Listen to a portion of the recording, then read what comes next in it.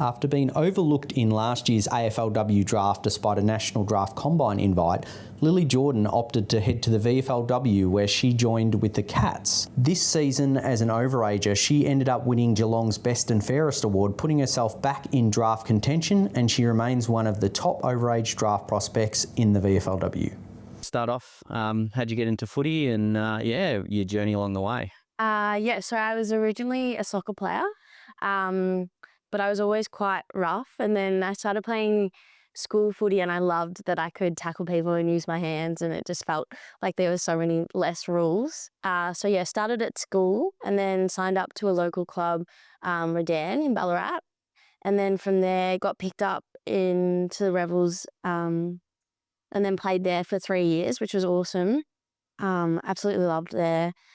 Grew so much. I was probably one of the youngest in my first year, so I didn't really play but learnt so much. And then last year, missing the draft meant I was given the opportunity to go down to Cats to play footy, and it lined up with uni, so I moved down to the coast this year and had a sort of interrupted but strong season in the VFL, and it was awesome eye-opener to the inner workings of a footy club and just to be around the culture and into a different level sort of really drove my motivation. So that was an awesome season and an awesome experience. And yeah, now I'm here. So we'll sort of, I guess, start off then with the sort of talent league coming through there, playing years through that program and the experiences you had from that. What was it like sort of first stepping into that from local footy? Yeah, it was incredibly exciting. I idolised the girls in the talent league team, and I went to school with a few of them, and I just have such fond memories of running around at training and being one of the youngest, and I felt quite out of my depth, but their support and I'd do a good kick and someone would come over me and be like, that was awesome, that was really good, and it made me fall in love with the sport, and I realised like the mateship is so important. And I learned so much. So I started off as a forward there, a small forward, like on the high forward flank. And it took a lot of learning to understand that position because it's quite a challenging position where you don't see a lot of the footy, but the way that you move around the ground is really important. And then Sal Riley came down for my second year and I sort of really honed in on my forward craft. Kicked 16 goals, I think, that year, which was so exciting. So Sal really helped me focus on the structures, and then in my final year, sort of played around a little bit. Mostly that high forward role had really found my feet in that, a little bit of the midfield, and yeah, it was so much growth. I think I had so much to learn, and it was such a great stepping stone to get my 3 years there in that program. Yeah, and then obviously Vic Country as well then from there. What was that experience like for you? Yeah, I loved Vic Country. It was so exciting. I was so nervous that I wouldn't get into the team. I was just in awe when I did. And to be able to play every game was really exciting. It's the first time that I've travelled for footy. So that was also really cool. The girls, like the friendships I've made from that are just incredible. And yeah, flying into state to play, played in my usual role, kicked a few goals, which was exciting. And it also was an eye-opener to the talent in the other states and sort of understanding how different states play the game. And Mel Hickey was the coach, and I just adore Mel. She's awesome.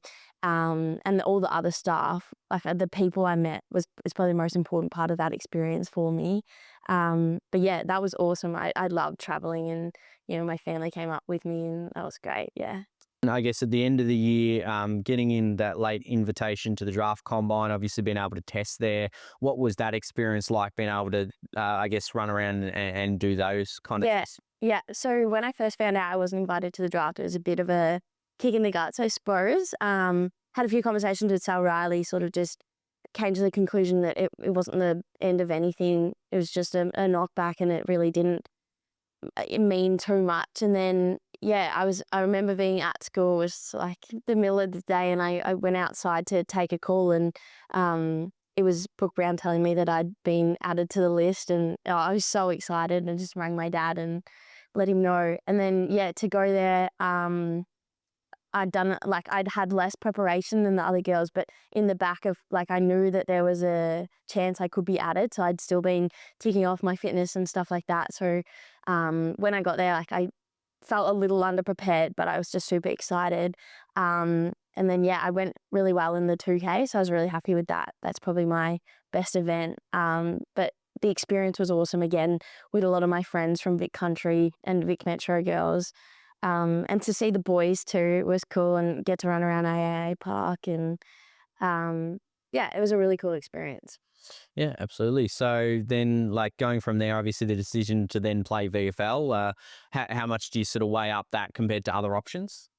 Yeah, so I had a few options after the draft. I spoke to a few clubs that wanted me to come down and play for them.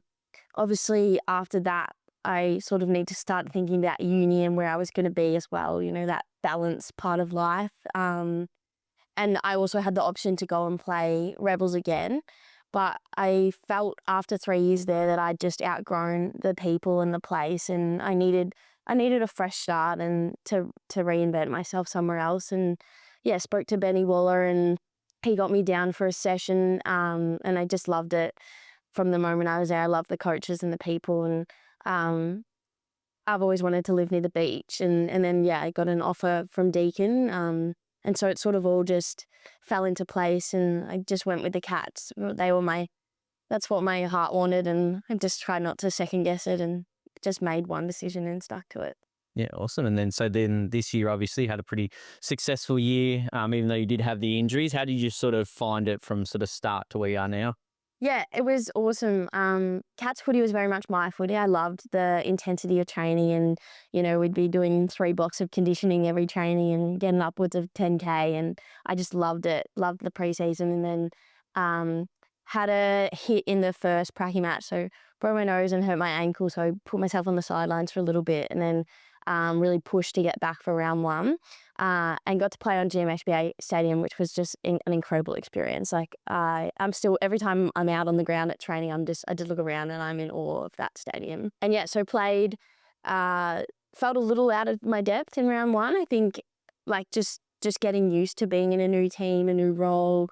I was playing in the midfield, never really had an opportunity in the midfield at Rebels, so that was super exciting. And then, yeah, I missed the next 3 rounds because I hurt my back and sort of was dealing with nerve pain, which was a challenge in itself, but it just made me hungrier to get back. So then when I did get to be with the team again, I was so excited and happy to be there. And I think from that point, when I was able to string together a few games, and I sort of was working really hard behind the scenes to understand the knowledge aspect of the midfield, like really learning the midfield structures. And I remember having a conversation with Flinny once that, like, I'd never really understood, funnily, I'd never understood why if you have the ball, why you draw a player to you to then, like, free the other person up, until she showed me this clip, and then it just felt like everything clicked in my mind and the structures worked better. And once I was able to do that, then I became like a leader on the ground, and I could sort of direct the midfield, and it just felt like we flowed more, and I really felt like I'd found my position. And I just love the midfield. I love being in the guts and tackling and sort of generating our scores and turnovers, and yeah, felt like I found my role, and that made it really easy to play consistent and good footy. And I was happy. I was enjoying it. I was happy to be there. Yeah, awesome. And so obviously end of the year then, best and fairest. What was that like, winning that? And yeah. Yeah, it was, I've never won an award like that for footy before. I was actually supposed to be in Queensland when the best and fairest was on, and I said to my dad, a few people have said to me they think that I'd be in the run to win it, so I think I should be there. So switched my flights around and stayed, but I sort of, still going into the night, I just didn't think that it would be me.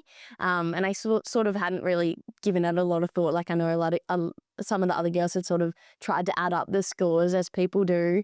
And then, yeah, as we got through the night, like, it was just so exciting to see the numbers go up. And I think I'm pretty lucky. I had a really, really good final game, and got a little goal in there for the end of the season, and that sort of pushed me over the line. But yeah, I can't describe the feeling that I felt when my name was called out. I think it was I was filled with so much pride and gratitude that I'd had the opportunity to come down here. And I think, I had to be so proud of myself because I'd moved out of home. I was living by myself. I'd been in a new town, new to the club.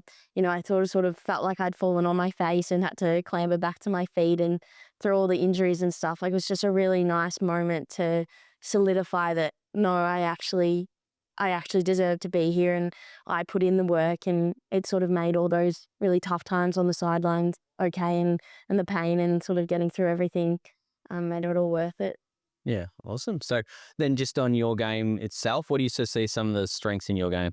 I think my biggest strength would be that I'm really tough. I'm a really big competitor. Like, my game is based off tackling and body pressure, and I think like, I'm always willing to be in the middle of a contest. I play with no fear, and I think that's something sometimes like teams need in the engine room. Like, you need someone that'll just get in there and fight for it, and then also that, like, I'll just run the whole game. Like, I've got some good endurance behind me, and I'm a hard worker on and off the field. So yeah. And what are you looking to improve on at the moment? So I'm really working on honing my skills so that I'm like a one-touch player. I'm pretty good below my knees, but making sure that reach 100% of the time. Like, those quick handballs out of the contest is something I'm working on, because obviously being a competitive player, I'm often in the scrap of it. So then being able to go out. But I'm also, like, alongside, like, doing a lot of kicking work. So just my fundamentals are top tier, like, when I come back. And then on the mental side of things, I've been watching so much footy and looking at so much feedback and trying to learn different structures. And, this is the first time where I'm sort of seeing footy as a really tactical game, and how understanding the structures and this being a smarter player. Like, I really want to come back next year and be making those really good decisions under pressure and executing my skills. Growing up, AFLW club you support? I was always Collingwood. My dad went for Collingwood in the AFL, so I sort of just moved to them with the AFLW. But obviously now, knowing the girls at Geelong, I don't think I could pass up saying I don't support them. Yeah, no, fair enough. And so then I guess who's had the biggest influence on your individual career? Out of anyone? Yeah. Such a tough question because there's so many people. Can I say a few? Yeah, go for it. Probably from like a mentorship point of view, I would say two big influences. One being Robbie Campbell, who I've known for years now, and he's played a big role in me falling in love with the game and seeing the fun and side of things. And he just has so much wisdom to share. And there's countless times where I've called him and I've been in a rut and told him that everything just feels like it's shit and I'm not going anywhere. And he sort of pulled me back to ground and said, it's not all about where you're going. You've got to enjoy where you're at now, because it doesn't make it worth it. And he has so much advice to give and so much experience, and he's just he's almost like a second dad, and I'm so grateful for the role he's played. And then another big mentor for me would be Brad Jenkinson, who runs Had Footy. And I did a few of his programs for a few years, and then we sort of have just become friends. And again, he's always someone I call when I'm struggling with the footy world or anything in my life, and he sort of just puts things into perspective. He's helped me with multiple running programs, touch programs. He's always there to listen. He helped me find a good physio for my nerve stuff, and I think that support from adults and people who understand the footy world is invaluable. I couldn't be the player that I am or the person I am without both of their influence. But yeah, of course, my family as well. But yeah, awesome. All right. Well, then just finally, I guess, looking up to the next level, if you were to get there, what would it mean for you? It would mean everything for me. It's always been a dream, and I think being exposed to the clubs and being training with the girls and stuff this year has really made me like it's still completely my dream, but it just has solidified to me that that is absolutely where I want to be. I love the lifestyle of being an elite athlete, and like I 100% want to be in those girls' footprints, and I'm, going to do everything I can to get there. But it would make me so extremely happy and proud. And I think more so now, if I was to get drafted now, like I know I've put in the work. I could have been deterred by not being drafted or what I was told from clubs last year. But I went away and I worked on it, and I'm a better player for it. And now I know that I 100% deserve to be in the AFLW if I was to be drafted. And yeah, it would be a lifelong achievement and goal, and something I'd never take for granted.